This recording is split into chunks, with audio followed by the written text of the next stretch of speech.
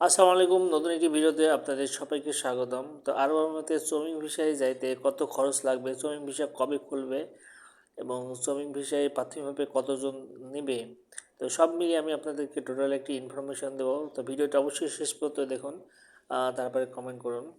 তো প্রথমে আমি বলে রাখি যে ভিসা প্রতি খরচ কত হবে, মানে সব মিলিয়ে খরচ কত হবে। প্রথম নম্বর হলো যে 1.5 থেকে 2 লাখ টাকা আপনার এমনিতে খরচ হবে, মানে প্রসেসিং বাবদ খরচ হবে। তারপর আবার টিকিট বাবদ আবিজাবি অনেক কিছু সহ মানে টোটাল প্যাকেজ হলো 3 থেকে 4 লাখ টাকার মধ্যে হবে, যেটা আগে 5 থেকে 6 লাখ টাকা লাগতো। তো এটা একটা সিন্ডিকেট ছিল, সিন্ডিকেটের কারণে কিন্তু এটা অ্যামাউন্ট একটু বেশি লাগতো।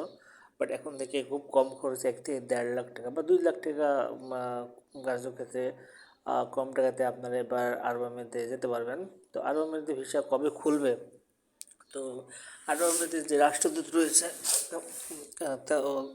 তার বরাত দিয়ে জানা গেছে যে আপনার খুবই শীঘ্রই 1 থেকে 2 সপ্তাহের মধ্যে আপনার ভিসা খুলে যাবে আরব আমিরাতে। তো আপনারা এখনও সবাই অবহিত রয়েছেন যে স্বল্প পরিসরে ভিজিট ভিসা ও যে হাই প্রফেশন ভিসা সেটা চালু আছে। তো প্রথম প্রথম 30 থেকে 50 জনকে ভিসা দিচ্ছিল প্রতিদিন, এখন সেটা বাড়িয়ে 50 থেকে 80 জন করেছে। তো এভাবে আস্তে আস্তে গ্র্যাজুয়ালি হয়তো বাড়বে, গ্র্যাজুয়ালি মানে বাড়তে থাকবে নেওয়ার ক্ষেত্রে।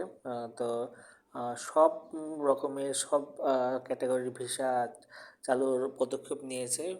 তো সেটা শীঘ্রই চালু হবে। আপনারা সবাই দোয়া করেন যেন দ্রুত তাড়াতাড়ি হয়।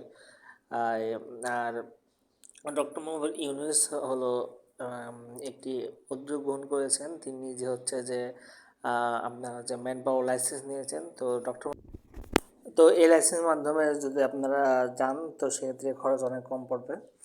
তো প্রথম নম্বর হলো যে যারা হচ্ছে ক্লিনার এবং হচ্ছে আপনার ডেলিভারি ভিসায় যেতে চান, তো প্রথম অবস্থায় 10,000 মানুষ নেবে।